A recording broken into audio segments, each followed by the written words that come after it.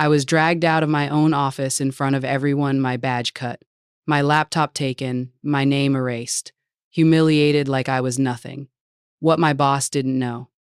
I had proof, cold, undeniable proof that he was stealing millions. And when I showed the board, the same people who laughed at me suddenly begged for mercy. This is how one woman turned public humiliation into the downfall of a CEO. Tell me, have you ever been humiliated at work? Drop your city below. And don't forget to subscribe for more. They told me to meet them in the lobby, not the conference room. That alone was enough to make my stomach twist, but I walked anyway, holding the notebook I always carried.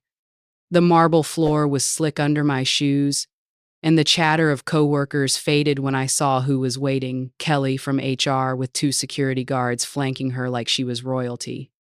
She smiled the way people smile before they hand you a parking ticket. "Brenda, thank you for coming down. We need to finalize your transition package." Her voice was sugar-laced with ice. My badge blinked red when I swiped it at the security gate. Everyone could see. I heard the whisper of papers being folded, shoes squeaking, keyboards pausing upstairs as heads tilted toward the glass balcony overlooking the lobby. Kelly extended a folder with the company logo embossed in silver. "Effective immediately. Your role has been eliminated. Please sign here to acknowledge receipt." She didn't bother lowering her voice. One of the guards stepped closer, hand resting on his belt, not threatening but reminding me I had no choice. A pair of analysts I trained last year stood frozen by the elevator, eyes wide, unsure if they should wave or pretend not to know me. They chose the latter. My laptop was taken from my hands before I could even close the lid. Kelly slid it into a padded case, as if she were confiscating contraband. "We thank you for your service," she recited. "The company is moving in a new direction. I wanted to ask which direction required erasing 12 years of work overnight, but I didn't. I stood still, pen in hand, and signed the paper while my reflection trembled in the polished lobby glass. Kelly leaned forward, lowering her tone just enough for me to hear, "You'll find the severance generous. It's best not to ask questions." The guards turned toward the revolving doors, expecting me to follow. Around us, the lobby buzzed back to life, keycards beeping, heels tapping, voices rising, but all I heard was the hollow sound of my own exit. My name badge was clipped off my blazer, tossed into a plastic envelope. The moment it left my pocket, it felt like my entire identity had been stripped clean. I walked out quietly, carrying nothing but the small leather purse slung under my arm. What Kelly didn't notice, what the guards never checked, was the tiny USB tucked deep inside the lining. 12 years of audit logs lived there. 12 years of numbers that never lied. And soon, they would speak louder than any severance letter. I didn't start in a corner office or with a shiny title. I began in the back row of a compliance cubicle, the place where paperwork went to die. For years, I stayed late, building systems nobody asked for because I couldn't stand the gaps in our records.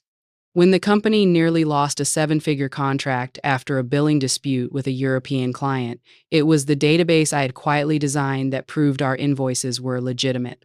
My system saved the deal, yet the CEO at the time, Victor, called it a lucky break and moved on. That was his style. He polished his image on stage while people like me patched the leaks below deck. I built reporting dashboards that tracked every cent moving in and out. I wrote audit trails that could survive any regulator's scrutiny. I even trained new hires to treat data as evidence, not decoration. But no matter how many times my work kept the company standing, Victor made sure the spotlight never landed near me. He had the charisma, the magazine covers, the investor dinners. I had fluorescent lights and a chair with one broken wheel. Over time, the imbalance grew sharper. Victor learned to see compliance as a nuisance, a bureaucratic obstacle. He told the board that agility required flexibility in reporting, which was his polite way of saying the rules bent for him. He would glance at me during meetings with that smirk of his, a quick lift of the lip that meant I was the killjoy, the anchor holding back his vision. When revenue targets tightened, the whispers around finance grew louder, consulting fees paid to unfamiliar vendors, travel budgets bloated with unexplained charges, project expenses signed off without documentation. I knew the smell of fraud long before I had the proof, and it made my skin prickle. The more I logged, the more invisible I became. Victor promoted people who played along, who treated numbers as paintbrush strokes rather than concrete. He wanted people who could decorate the truth, not preserve it. I was the opposite. And slowly, he began erasing me. Reports I authored were presented under someone else's name. Meetings I scheduled were reassigned to junior staff. My comments and strategy sessions vanished from the minutes. It was like watching myself fade from the record while still showing up every day. Being overlooked would have been tolerable. Being erased was unbearable. Victor perfected the art of humiliation without ever raising his voice. He dismissed my questions as administrative clutter. He called my department the brake pedal in front of the board. He even joked at a company retreat that if compliance disappeared tomorrow, nobody would notice for 6 months. People laughed because he was the CEO and laughter was mandatory. I didn't. I sat there with a paper cup of coffee cooling in my hands, memorizing every word. The night before they called me into the lobby, I had stayed at my desk until past midnight, combing through the logs one last time. I knew something was coming. The air around Victor had grown heavy, his smile sharper, his entourage tighter. When the HR summons arrived, I wasn't shocked, just hollow. Still, even as Kelly stripped me of my badge, I carried a quiet certainty. For 12 years, I had archived every transaction, every email approval, every deviation Victor signed with a flourish. They could erase my name from the payroll, but they couldn't erase the trail he left behind. I had it sealed, complete, immutable, in my pocket. The logs were patient, and they were waiting. I didn't shout. I didn't call a lawyer. I didn't even warn anyone. I went home, placed the severance papers on the kitchen counter, and opened my laptop. 12 years of meticulous record-keeping unfolded in front of me, like a second life I had lived in secret. Every invoice, every authorization, every off-book transaction Victor thought was invisible, layered neatly in an archive no one but me knew existed.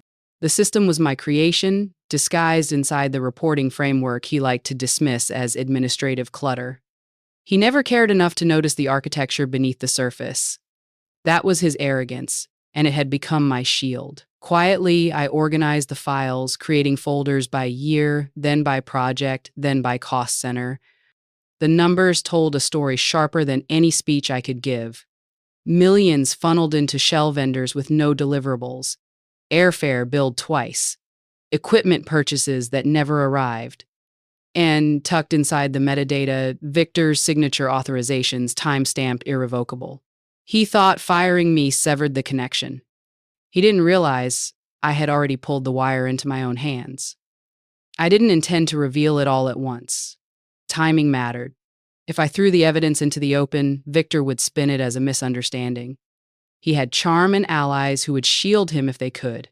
I needed the strike to land in a room where charm couldn't reach. That meant the board. Meanwhile, Victor's arrogance only grew. A week after my firing, his face was plastered on the cover of a financial magazine, captioned with words like visionary and untouchable. He hosted a live-streamed town hall, boasting about expansion into Europe, smiling like a man who believed the world bent around him. My phone buzzed with messages from former colleagues. Clips of Victor joking that dead weight has been cleared. Laughter echoing from the audience. They didn't know I was reading those words. With a quiet smile. They thought humiliation had broken me. They didn't know it had sharpened me. I reached out to Eleanor, one of the few board members Victor couldn't charm. She had built her career on numbers and regulations, the kind of person who still read footnotes while others skimmed headlines. I told her there was a compliance emergency, one that required discretion. No details, just enough to secure a seat at the table. She agreed to meet. That was all I needed. Victor was already walking confidently toward his next quarterly triumph. I was already building the stage where he would stumble.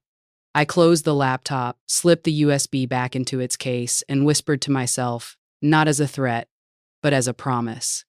Numbers don't lie. They wait. The boardroom was a glass box hanging above the city, its long polished table gleaming under recessed lights, the skyline of New York stretching behind Victor like it had been chosen to frame his victory. He stood at the head of the table in a navy suit so sharp it looked like armor, speaking in the cadence of a man who expected applause. "Our growth is undeniable," he said, sliding to the next chart on the projector. "Europe is opening doors. Our valuation will climb 20% by year end." Laughter rose politely, the kind reserved for leaders who demanded it. Eleanor sat near the end of the table, her gaze unreadable, a single pen resting on her notepad. When she nodded toward the door, my cue, the room shifted. I stepped inside, every head turning. A ripple of surprise passed through the directors. Some frowned, others raised brows. Victor didn't flinch. He smiled, wide and controlled. "Ah, Brenda, glad you could join. Though I'm not sure why." His voice carried the false warmth of a man who believed the stage belonged solely to him. I walked forward, set a small USB on the table, and said nothing. Victor chuckled. "You're not authorized to be here. We've already transitioned your role." He turned back to the board. "She must be confused." I plugged the drive into the projector port. The screen flickered, his chart disappearing, replaced by a black window filled with rows of time-stamped entries. Lines of numbers, account codes, signatures, an audit log. "What is this?" one of the directors asked, leaning forward. I kept my tone flat. "Your transactions, Victor, approved by your credentials, 12 years of them." The room hushed. The only sound was the faint hum of the air system overhead. Victor's smile thinned. "Anyone can fabricate data. This is meaningless." I pressed the arrow key. Emails filled the screen, each paired with an entry in the log. Approved. Victor L. Authorization ID. Consulting fees routed to a vendor with no employees, no offices, no product. Another click revealed travel expenses signed twice. Another, project budget swelling with ghost invoices. The silence thickened into something suffocating. A director at the far end adjusted his glasses, voice low. "These are millions of dollars." Eleanor spoke, each word measured. "With your authorization, Victor." He spread his hands, still trying to charm the room. "Clerical mistakes? Administrative overlap? You all know how messy data can be." He laughed, hollow and alone. I clicked again. A video feed appeared, captured from an internal meeting.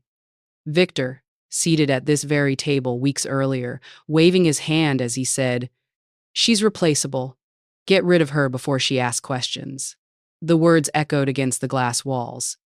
Not even the city outside seemed to move. The board stared at him, their golden visionary suddenly small beneath the weight of his own voice. He leaned on the table, knuckles whitening.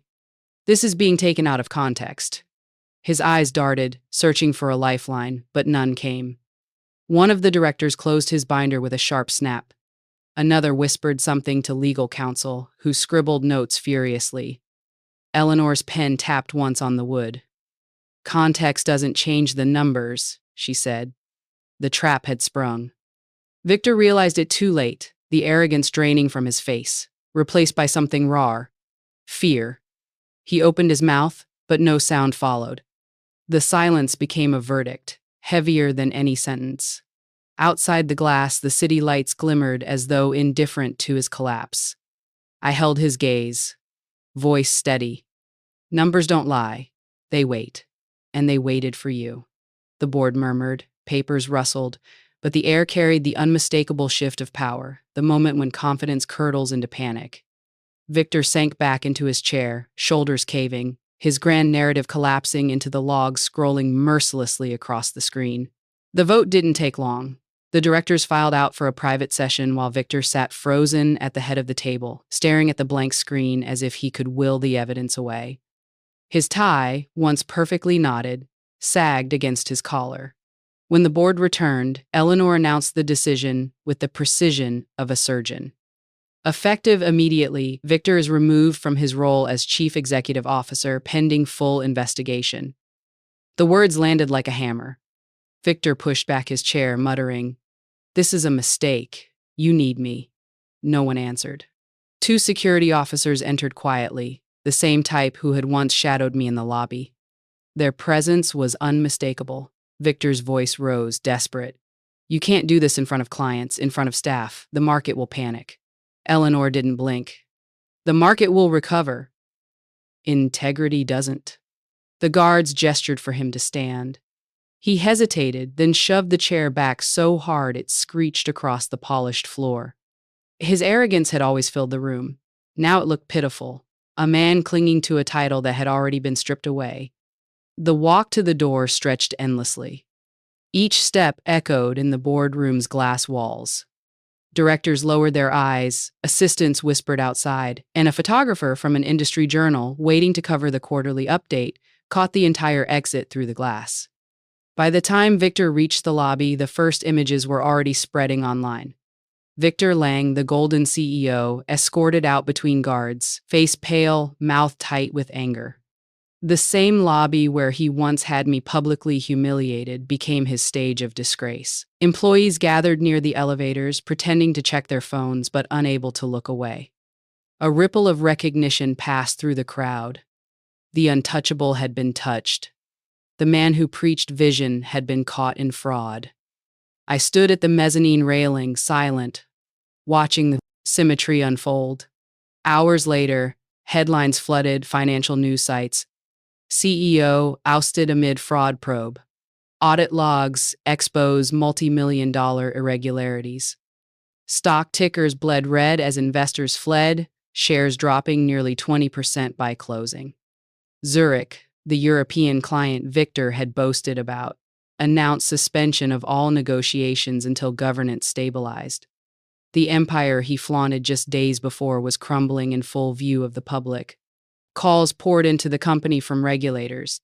The SEC demanded immediate disclosure of all internal records. The Department of Justice requested preliminary cooperation.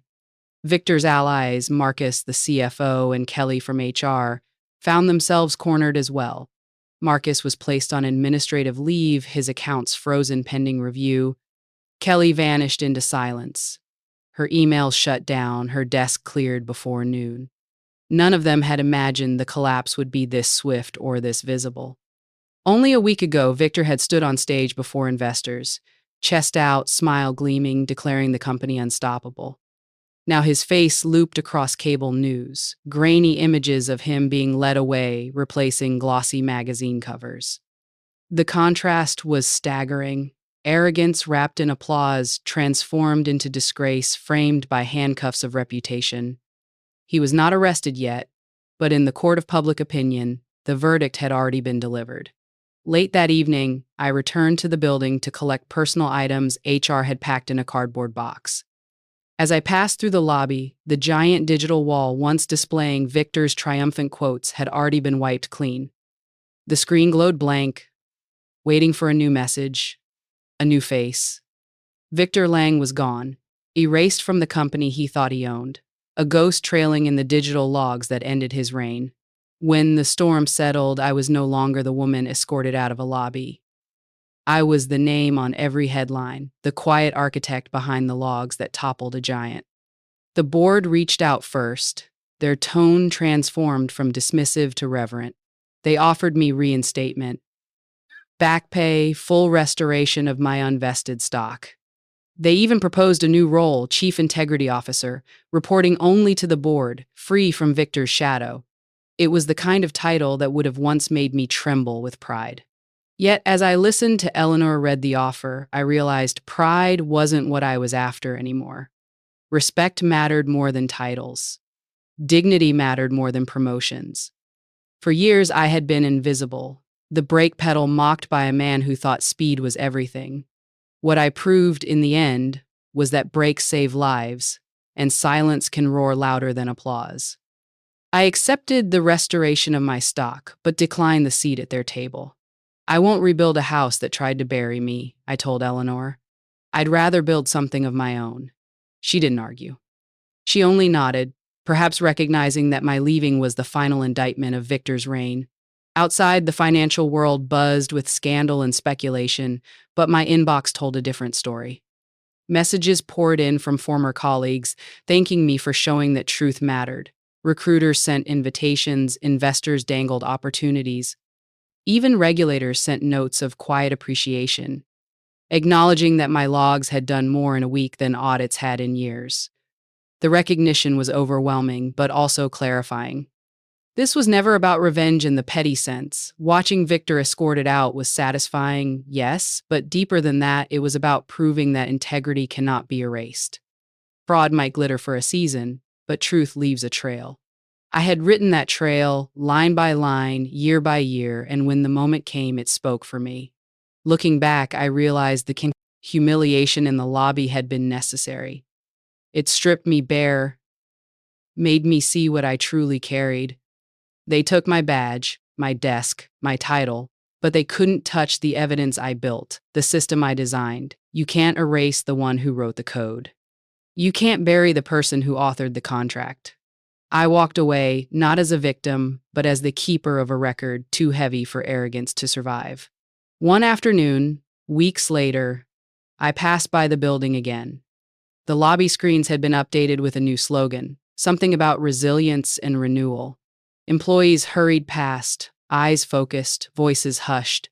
No one spoke Victor's name anymore. In a way, that was the harshest punishment erasure, not of me, but of him, his legacy reduced to a cautionary tale whispered in training sessions. I stepped back onto the sidewalk, coffee in hand, the city alive around me. I wasn't returning to that tower, not as an employee, not as a savior. My future stretched elsewhere, cleaner, sharper, on foundations I would design for myself. I had proven what needed to be proven, and for the first time in years, the weight I carried was gone. Humiliation had turned into liberation. Betrayal had become proof. As I walked away, I thought of Victor's smirk, his words echoing, "She's replaceable." And I smiled because the truth was already written in the logs. Replaceable was him, not me. When I look back on everything, I realized this was never about a dramatic victory or proving I was smarter than my CEO. What mattered was reclaiming my dignity. Being humiliated in front of my coworkers felt like the end of my identity, but in truth, it was the beginning of clarity. I carried the proof of corruption quietly, without rage or screaming. The lesson I learned is that silence, when guided by purpose, can cut deeper than confrontation. Sometimes the most powerful response is not fighting back immediately, but waiting until the truth speaks for itself. In American workplaces, people often talk about resilience like it's just pushing through another bad day. But resilience is also about protecting your integrity even when you're dismissed or overlooked. I built systems no one cared about until the day those systems became the lifeline of truth. The practical takeaway is this: the work you do in the shadows, the diligence no one applauds, may one day be the very thing that shields you when power turns against you. For anyone listening, maybe your boss doesn't value you, maybe you've been passed over, maybe you've even been publicly embarrassed. It hurts, I know, but keep receipts, literally and figuratively. Document your work, guard your integrity, and remember that titles and applause fade, but proof endures. Revenge in my case wasn't about destroying the company. It was about making sure those who abused power faced the consequences they tried to escape. I didn't need a crown to win. I just needed the truth to be undeniable. Sometimes forgiveness is self-liberation, but sometimes silence is the sharpest knife. How to get started today: 1. Keep a personal log of your contributions at work. 2. Save documentation of key decisions and approvals. 3. Build allies who value integrity over politics. 4. When humiliated, pause before reacting. Time can be your sharpest weapon. Now, I want to hear from you. Have you ever been humiliated at work and wished you had spoken up differently? Comment your story below, share this video with someone who needs it, and subscribe for more stories that make the powerful sweat.